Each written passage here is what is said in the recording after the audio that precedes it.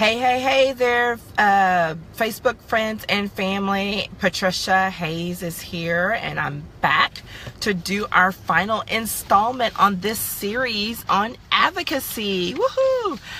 It's this issue of the 15-minute advocate, where we have started off and with the basics of what is advocacy, to talking about how to do it, when to do it, why we should be bothering to do it, what are some of the myths about saying I can't, and oh my gosh, I'm listing a few things, but anyway, we've done a lot.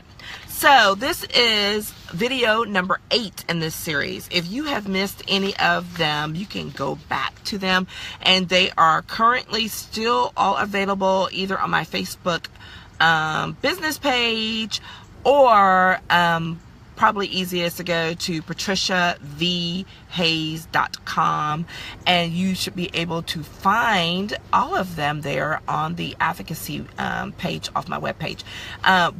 So they are all there. There is no promise about how long they're all 8 are going to be there, so I would jump in there and take a look-see at them as soon as you can, and be sure to pass them along and to share. So here's the thing: 15 minutes to talk about these specific issue affecting advocacy, and here we go, because I've tried to stick to the timeline to show that you can learn something substantive about being a good, strong advocate in less than 15 minutes a day. That's been the goal here, because we want to make sure that you have the effective skills that you need in order to speak up, so that you can start speaking out the way that you want to on the issues of concern to you.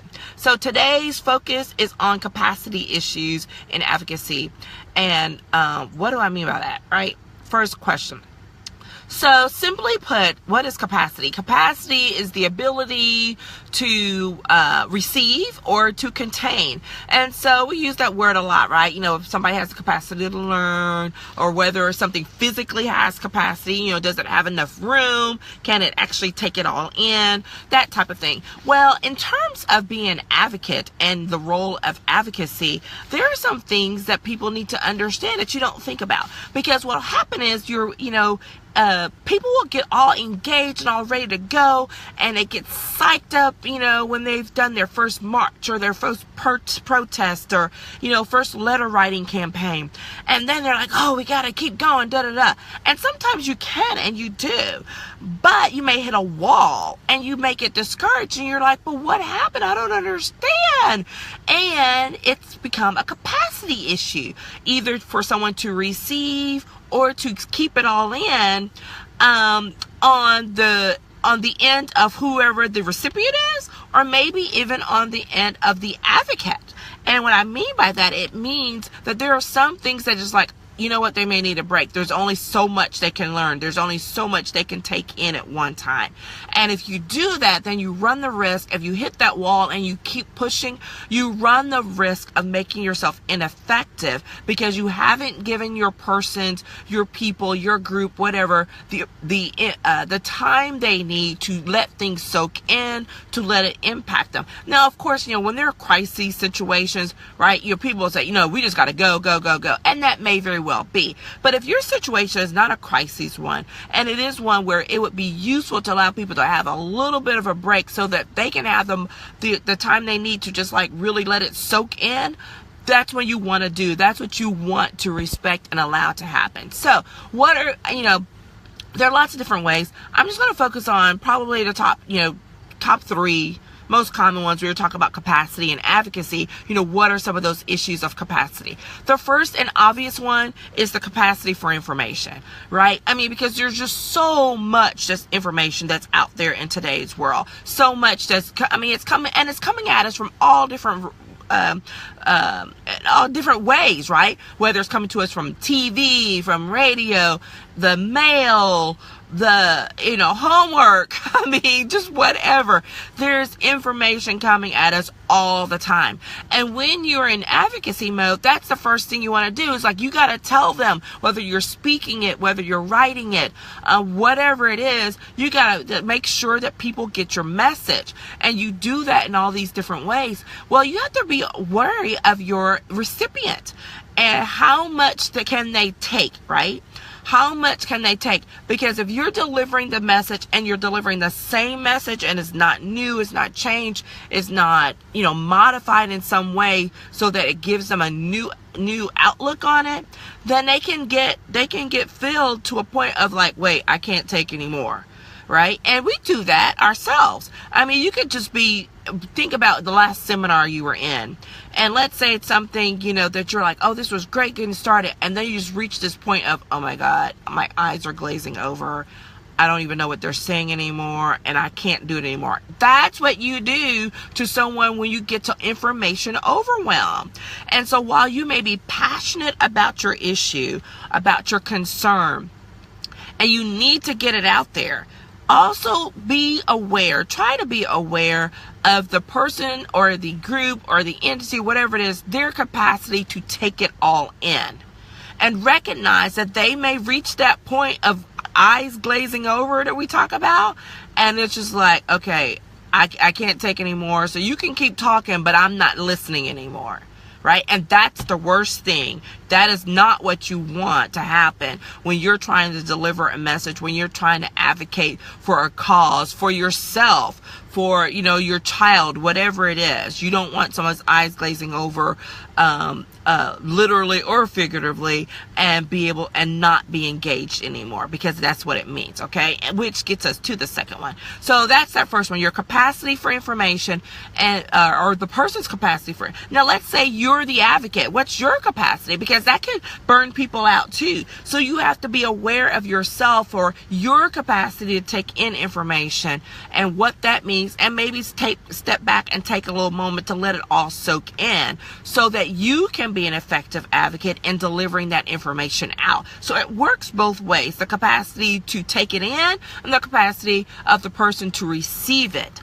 It does matter. Okay, so that's something to think about.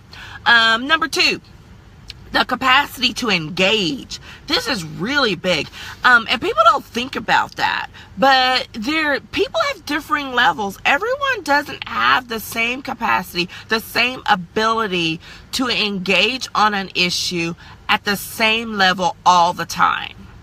Right? Because I may feel strongly about education. You could give a rat's tail about education. Maybe your issue is about the environment. Maybe, and then another person's issue is on healthcare, right?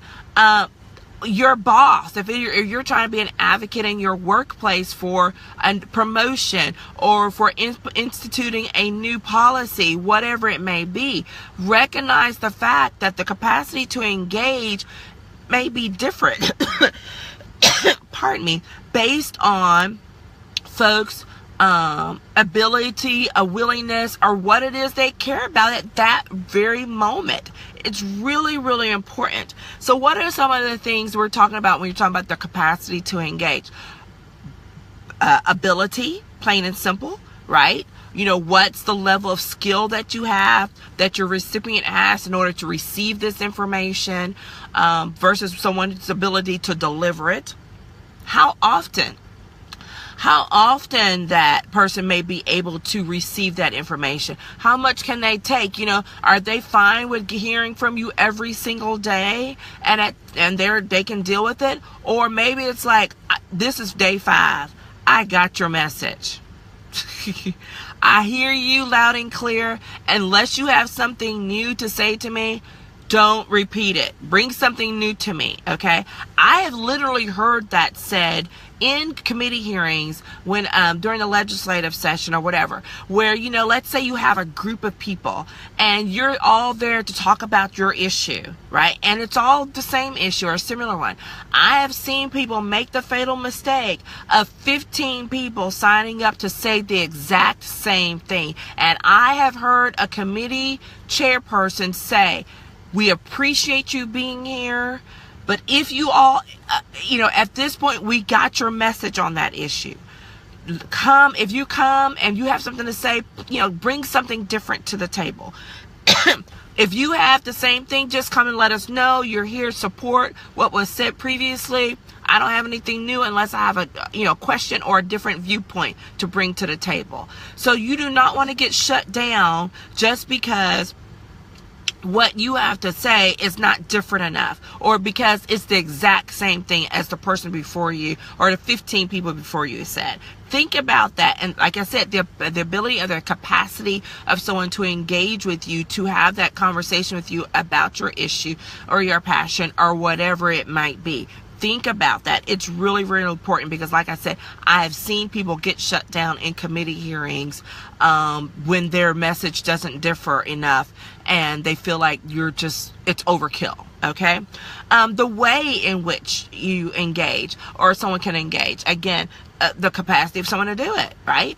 Because if someone is getting 1,000 emails on the issue, but no one's come in to physically talk to them about it, think about that. So they've heard you, they've got your 1,000 emails that someone, the group, whatever is done, but no one has actually come in to try to talk to them in person. Because engaging with someone one-on-one or in a live setting is completely different than what you get in writing in paper. So again, that capacity to engage and how often and when is really, really important. Again, both on the recipient side and on the giver side, okay? Because I could care a great deal about an issue and I could write a ton of letters, but perhaps my ability to write one more letter just is not there. I just don't feel like I'm being effective. I want to be able to engage in a different way, and so that I can feel like I can be more effective. So think about that. If you start feeling like, well, this is not working for me, you may have reached your limit on how to engage at that particular level. That doesn't mean you can't still engage. Think about how you might be able to engage in a different way on your issue and still be able to contribute to the process without burning out. Okay? I think I made a little bit of a reference to it, but that's important as well. Your capacity to engage and when you do so is really, really important just as well. Because doing it when the iron, when you're striking while the iron is hot, when it's a big major issue, and doing that versus when it's not, the capacity to do it and how often you do it and when you do it may shift, it may change, and it's okay. So don't think that it's going to be less effective now or that it's not going to be doing. Hey Chris, how are you doing? I'm so good to see you down there. That doesn't mean that it's not going to be worth doing, right? You just may need to figure out your timing. Shift your timing. Shift when you do it. For me personally, I'm not a morning person. If you know the person you're going to talk to is not a morning person, do not go talk about your big fancy issue first thing in the morning. Give them a little time to drink their coffee, to get set up, and then go talk to them. That's a biggie in the workplace, right? If you know your boss does not function well before their morning coffee, I'm speaking to myself here, don't try to go talk to them about your raise before they've had their morning coffee. Plain and simple. Their capacity to engage you in a positive way is going to be nil. And that applies across the board. So think about those things when you're working on an issue, when you're trying to be an advocate for whatever it is. Think about what's the person's capacity to engage at that point in that way. And maybe you may need to shift how you approach them or what it is you do or how you say it so that you can still be effective. Okay? All right. We're moving right along on our time frame here. Then the last one that I have, so we talk about the capacity for information, how you give it, how much you give it, when you give it, the capacity to engage both of the person who's receiving and the person who's giving, and lastly, the capacity to influence or make an impact. This is a biggie to me because sometimes I see it happen when people go, for example, again, going to the legislative environment, when people go to the Capitol and they're all excited and they're raring to go and they're really just go dump everything they know with that person who's sitting at the front desk. Well, here's the problem. That person at the front desk is there to greet you. They're there to be nice to you. They're there to let you know we're here for you. But if they don't know jack squat about your issue, you give them everything you have just wasted your time, because their ability to impact or to provide influence on that issue is nothing. That's why I always tell people, don't overwhelm the person at the front desk. Their role there is to literally maybe to greet you, make sure that you are welcome, that you feel welcome, and or to write down that you've been there and to take track of the numbers. That's how you impact them, or that's their level of impact or influence. Perhaps you might need to go speak with the education advisor, the healthcare advisor, the economic development advisor on staff. That's the person at the next level who can understand when you start wanting to give out all that information and that data. Those are the people who may have some ability to do something with that information, like take it to their boss, who can then make decisions about the information and how to use it to influence the policy, to influence the legislation, whatever it is you're trying to impact. Okay, so think about that. It's like, for example, if you're in the workplace and if you go tell your receptionist about how wonderful you are for the job and why you deserve the job and all the factors, they may think, oh my gosh, that is great, but they do not have the ability to give you the job. Don't waste your time talking in depth about something with someone who does not have the capacity to influence or to impact your decision. Now, I never said that receptionists and administrative assistants and those type of folks don't have any influence, because they do, which is why I always tell people to be extremely nice and considerate to the administrative staff or whoever it is you're working with on an issue, because those are the people, they may not give a care about your issue. They do care, however, how they're treated. And if they go back to their boss and say, yeah, I remember that group, they were really rude when they came into the office, they were obnoxious, they treated us poorly, well, guess what? That just impacted your ability to get in to see that person, to have a conversation with that policymaker or influencer. So again, think about who it is you're working with, who you're dealing with, and what their level of influence and what their level of impact actually is. And respect that and use it for what it is. So just think about that. It's really important, because I know when I, had a staff at different times, I would ask my staff, how were you treated? What did they do? Or if I'm talking about, this issue or something, and I get this look that come across their face, I'm like, wait, what does that mean? What happened? And then your staff says, well, when they came in, they were really rude, or I overheard them talking badly about X, whatever. Well, guess what? You have just influenced me in a way that you didn't realize was going to happen. So always be respectful and mindful, but just realize that your influence and how you may impact may not be just on the issues. It can be in how you present yourself to whom and when. Very, very important. Okay. I think I have reached my 15 minutes. I have to be careful, because my point is to make sure that you can understand that you can get substantive information, substantive skills, things learned in 15 minutes or less that will help you to be an effective advocate, so that you can speak up and feel comfortable speaking out when the time comes on whatever your issue is, in whatever manner. And so today we've been talking about your capacity, capacity issues in advocacy, the capacity of folks to take in and to deliver information, the capacity to engage on both levels, and finally your capacity and the capacity to influence or to make an impact with whoever you're talking with and dealing with. Those are the things I definitely want to lay out there for you today. This is the last in this series. This has been an 8-part series, and I am so excited to be completing it.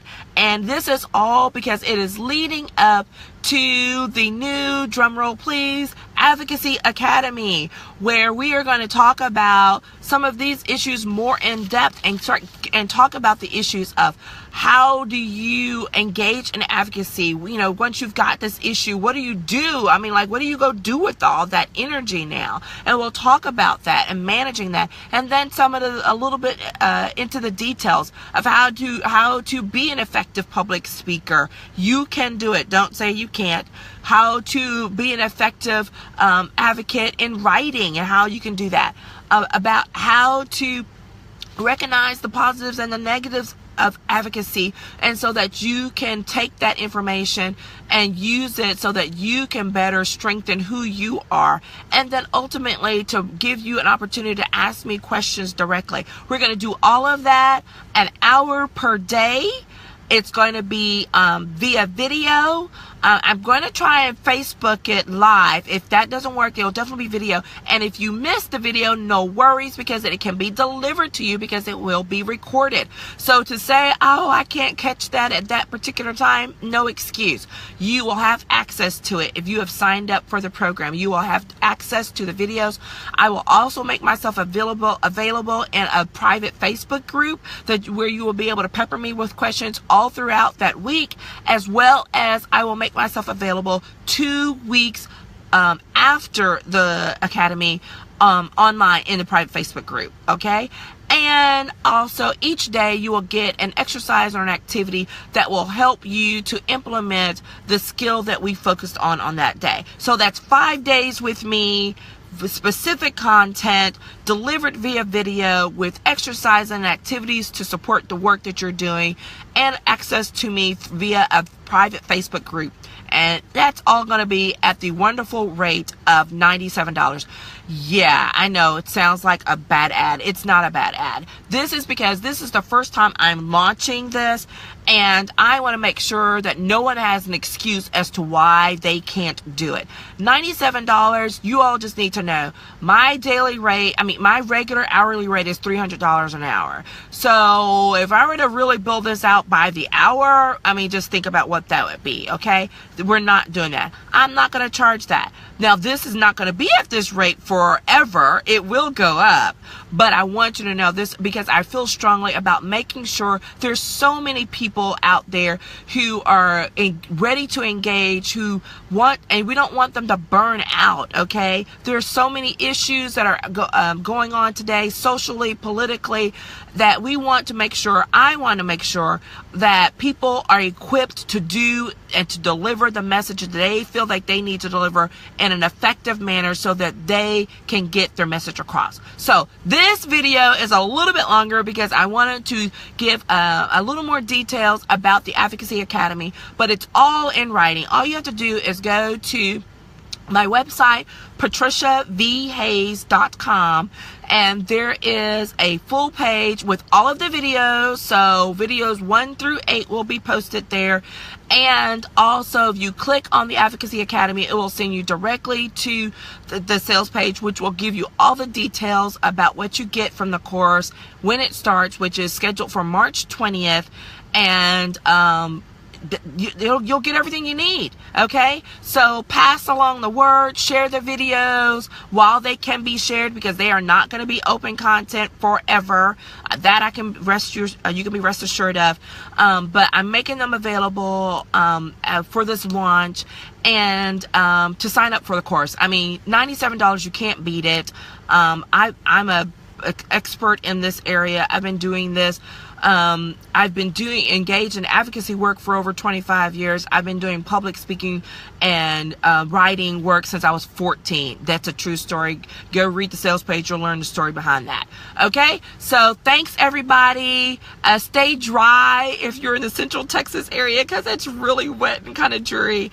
But hope you're having a great day. Enjoy the rest of your weekend, or whatever day it is when you're looking at this. Enjoy your day. Have a great time. If you have any questions, don't hesitate to hit me up in the comments or to private message me. Take care. Bye.